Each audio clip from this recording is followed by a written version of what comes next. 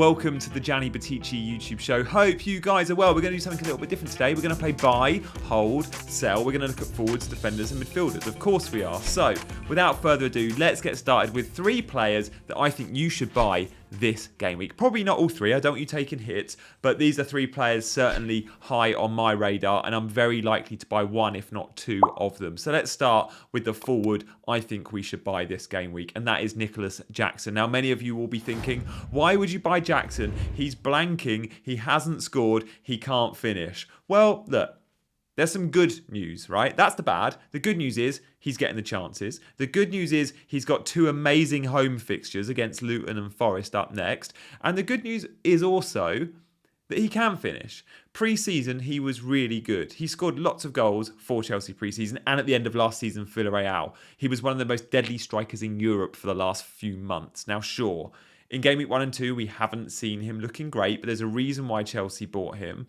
There's a reason why Poch's put the faith in him. Now, the only thing that deters me from Jackson is simply if Chelsea go and buy another striker. Now, a transfer window is open till I think just before Game Week 4. So you could buy Jackson Game Week 3 and then Chelsea could go and buy number 9. So I would wait right up until the deadline and see what rumours there are for Chelsea to go and buy a 9. And if we don't think that's going to happen, then Jackson is a legit option. There are many out there that own João Pedro. I think that's a very easy switch. There are some like me that are on Ollie Watkins. Now, is that an easy switch? No. Like Watkins as Burnley could score big. But I prefer the next 2 for Jackson and the next 2 for Watkins. Watkins has Burnley away and I think Liverpool away versus Jackson with 2 really easy homes. I'm not saying make that move, but I'm saying I might make that move. And I'm saying I do rate Watkins, but I just prefer Jackson, right? You can only have 15 players. When you sell a player, it doesn't mean you don't want them or you don't rate them.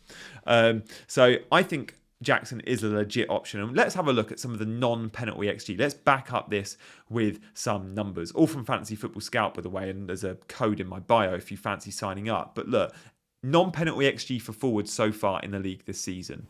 After 2 game weeks, Visser is top. Probably no surprises there. He's been proper good. Neil Maupay in Game Week 1 clocked super high XG, so he's in second. Edouard at Palace is at third. Yeah, no Haaland. At number 4, you got Nicholas Jackson, 1.33 XG over the first 2 game weeks. He should have scored. He's been responsible for some bad finishing, sure. I hope and I think that could change. Ollie Watkins, by the way, is all the way down in 15th, 0.66. So nowhere near, just FYI. Just FYI. Okay, what about the midfielder I think you should buy this game week? Well, this is an easy one, isn't it? Like, Mbeumo has been sensational. Sensational. And it's not just a reliance on penalties. I didn't buy Mbeumo because I preferred Mitoma. They've both been amazing, but Mbeumo has edged it. And it's the penalties that's got him those extra points. Of course it has been. But even in open play, we've seen open play goals and we've seen open play points from Mbeumo. Like in open play, the non-penalty XG of all midfielders in the game, Mbeumo's top. Like higher than Mo Salah, higher than all the big names. He is top. And then he has 2 penalties to his name as well as all that non-penalty XG. He's a good pick. Now, Brentford, the fixtures for them look good, don't they? Crystal Palace up next at home. Then it's Bournemouth at home. Like, I can't see a world where I fit him in because you've got to therefore sell one of your Arsenal midfielders or your Man United midfielders. Now, I only own Rashford, Martinelli and Saka. Now, they've all got brilliant home fixtures. So, sure, I'll probably sell one of them for Game Week 4, probably Martinelli for Mbeumo, but I think it's going to have to wait a week. But if you can get to Mbeumo Game Week 3, I think do. He's playing super, super well. And then the next player I really want to talk about is the perfect buy if you're looking for a Gabriel replacement. And that is Gvardiol at Man City. The Man City defence, I said it if you watch my videos pre-season, I said we need to invest in Man City defence, the best defence in the league. And I had John Stones in all my drafts. And I might have had Diaz in a couple. And then we heard the news pre-game week 1 that Stones wasn't playing and Diaz wasn't playing. And I was like, okay, I just can't go City game week 1 because they were playing like Rico Lewis and Ake and players that I weren't sure were long-term holds. But now we think there's long-term holds in this team that are fit and ready to go. And that is Diaz, who's 5.5, but Gvardiol, who's 5. You could actually probably put Akanji in the mix at 5 as well. But from all of them, I like Gvardiol for the value you get. There's probably not much upside with Man City defenders. Like, Cancelo's not a thing anymore, but that's fine. There doesn't need to be upside when they're getting 6 points a game. 2 clean sheets in the first 2. Next couple of fixtures, Sheffield United on the road. Do you think they'll get a clean sheet? Very good chance. And then Fulham at home. Yes, I think they're clean sheet in that fixture. So going for a Man City defender makes a lot of sense if you're looking for a Gabriel replacement, and there's none better, I don't think, than Gvardiol. In terms of the best defences in the league, what we've seen so far, by the way, in terms of the expected goals conceded, City are right up there. They've only expected to concede 0.62. 0.62.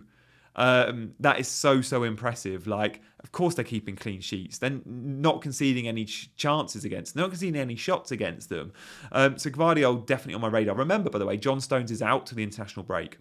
But even with John Stones' addition, you should be pretty safe with Gvardiol and certainly of Diaz minutes moving forward. So look, there are the 3 buys this week. We've got Jackson, we've got Mbomo, we've got Gvardiol. I can genuinely see myself buying 1, if not 2 of those players, and maybe even 3 over the next 2 weeks. What about the players that we hold? And of course, we need to talk about the players we sell. Before we do, guys, I'd love you guys to hit that like button. If you could, that'd mean a lot. Like, it helps the YouTube algorithm and more people get eyes on the video if you hit the like button. So that'd be awesome. And obviously, if you're new around here, hit the subscribe button as well. Tomorrow, by the way, I'll have my team reveal out, so you'll see what transfers I'm actually making. But look, the holds. We'll start with the forwards. Cameron Archer. Now, this is an interesting one because it's like, he's a lot of people's 3rd forward. Hold him because there's still a good chance he moves to a Premier League club, right? Just so you know, Sheffield United are heavily linked. If he goes to Sheffield United, he's a starter for them, without doubt. He's also linked with a few Championship clubs, including Leeds. That wouldn't be great. But for the time being, the transfer window is open till game week 4, remember? Just before game week 4, hold Archer. Rashford is my hold for midfield. If I put Bruno in this box, I'm not sure if he'd be a hold or a sell. But if between the 2, I would be keeping Rashford over Bruno. Why? Well, sure, Bruno has the pens, but Rashford at some point soon is going to move out to the left-hand side. When Rashford's on the left, he's such a better player. He's such a better player. We knew number 9 doesn't work for him in FPL quite so well. Martial will be back soon. We've got the new striker. Højlund will be back in very soon. When they are, we'll see Rashford out on the left. It might be game week 3 he plays 9 again, but I hope by game week 4 we see him wide. And even as the 9, like, the fixtures are still good. It's Forest at home. His record against Forest is really good. You know, last season against Forest, I think he got 14 points. Really good performance against Forest. Like, I would be very reluctant to sell Rashford this week. So hold. I know there's other midfielders out there you want, right? You might be chasing an Mbomo or chasing a Matoma, or you want to get to Foden. I would sell Bruno before Rashford, and I'd probably sell even 1, if not both, the Arsenal midfielders before Rashford. Maybe not Saka, but I think I'd sell Martinelli before Rashford as well. Okay, the defender to hold this week is Saliba. Feels a little bit obvious, doesn't it? He's done so well in game week 1 and 2, and fair play for those that went Saliba over Gabriel. We'll speak more about him in a minute. And you were rewarded, but long term, do we think Saliba's going to be a good option? I don't actually think he is. Like, there's not a huge amount of upside with Saliba, and you could argue it's just an easy switch to a Man City defender without the same upside, with similar upside, like quite low, like a Gvardiol or a Diaz. And I think that switch is worth making at some point. But for game week 3, Fulham at home, I think Saliba's got a very good chance of a clean sheet, and you hold him for this week. But then after that, you might want to move to a Man City defender, because I think you get way more clean sheets with your Man City defender. But let's see. Let's see how they get on in game week 3. We're going to stick with the Arsenal defence, though, as we move to our 3 players that you have to sell this week for me. And we're going to start with Gabriel. Gabriel is an easy sell. Now, many of you will think, Tomiyasu got sent off, Timber's injured, Zinchenko came on against Palace and should be fit to start. And if Zinchenko plays against Fulham, there's a good chance Gabriel plays, because Zinchenko will be the inverted fullback, and therefore there's no need to play Thomas Partey as the inverted fullback. I'm not sure that's the case, because Thomas Partey has played well at right back, inverting, played well against Palace in that role, really well. And Arteta could just say, no, we're going to stick with what we got and we're going to put Kivior at left back, or we're going to put Zinchenko at left back, but actually stay at left back and we're going to have Partey inverting. And with that in mind, the centre-back pairing becomes still White and Saliba, who are both very good passers at the back. I was watching White on the ball against Palace, and I just thought, this is one of the reasons why Gabriel's been dropped, because he wants White in those central areas playing out from the back. He's very good with his distribution. Gabriel's not bad, but I'm not sure he's quite the passer of Ben White. Look, there's still a good chance Gabriel comes in against Fulham because of that red card to Tomiyasu, because of the injury to Timber. And if he comes in against Fulham, there's a very good chance he clean sheets. But long term, what are you going to do with Saliba? He'll be back out in game week 3. It'll be willy won't he every week. Sorry, what are you going to do with Gabriel? He'll be willy won't he every week. And therefore, if you've not got any other fires to put out, sell Gabriel this week. Personally, I've got other transfers I might make. Therefore, I'm not sure I necessarily need to sell him this week, because if I was to buy Gvardiol, I think he'd potentially be on my bench, right? No, I may as well just wait a week. But he is a sale waiting to happen. So unfortunately, guys, even if he plays against Fulham, even if he scores against Fulham, Gabriel's a sell. Let's move up the rankings now to midfielder, and then we'll finish on the forward that I think you should get rid of this week. But the midfield one's quite controversial. I'm a bit worried about saying this because I know the comments are going to get me. I think you should sell Mo Salah this game week. I really do. And this is why. Without penalties, he hasn't been convincing us at all. Without penalties, his output is similar to Diaz and Jota. Buy one of them and save the 4 million. Now, will he have penalties? That's $1 million question. We have seen Saka off penalties, game week 2. We've seen Watkins off penalties, game week 2. Will we see Mo Salah, who missed a couple last season and missed again in game week 2, off penalties? Now, the reason why I think there's a good argument to suggest he could be off penalties is when you look at the records of Szoboszlai and the records of McAllister, they're so much better than Mo Salah. Salah's record's perfectly fine. He scored 32 penalties from 40, right? That output's around the 80% mark.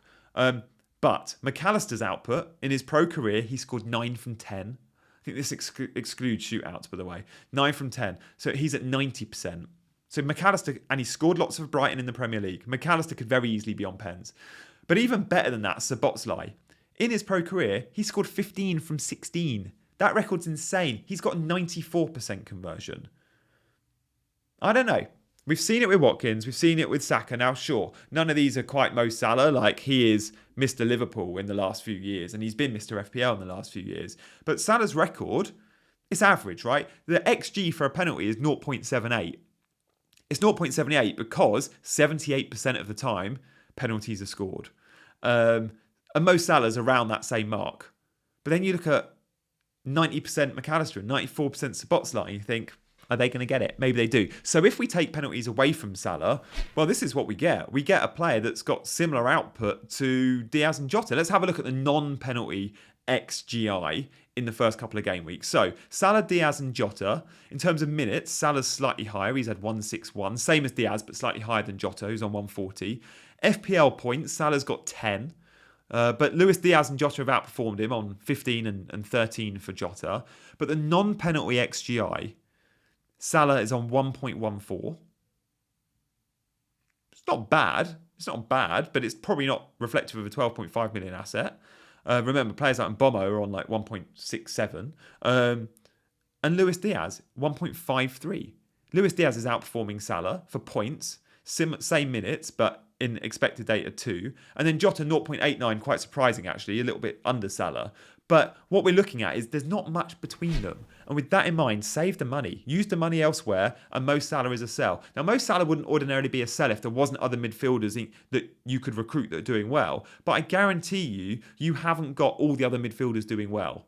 There's a good chance you don't have Foden, you don't have Mbomo, you don't have Mitoma, or you just have one of those guys that you want to recruit, knowing the fixtures, knowing the form of that player. So Salah, for me, is a sell this week. And then let's look at the forwards.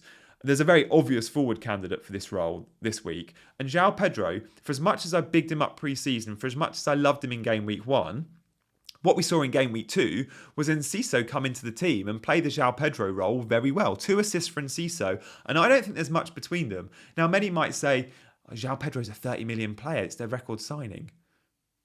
And Cisso's a 30 million player, right? They didn't pay that for him, but he's a 30 million player now.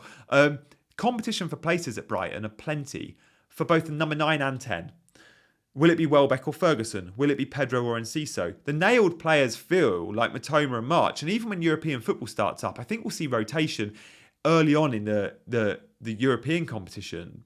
And it will be squad men. Andringa will come in, or Buonanotte will come in, or Enciso will get more starts.